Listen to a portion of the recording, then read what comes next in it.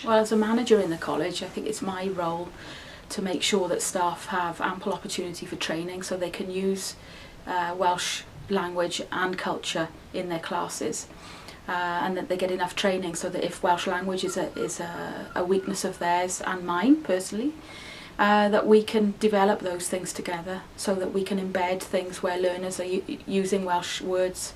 and understanding Welsh culture as well, because a lot of our learners aren't from Wales, they're from all over the world, and they're maybe not fully aware of what Wales is,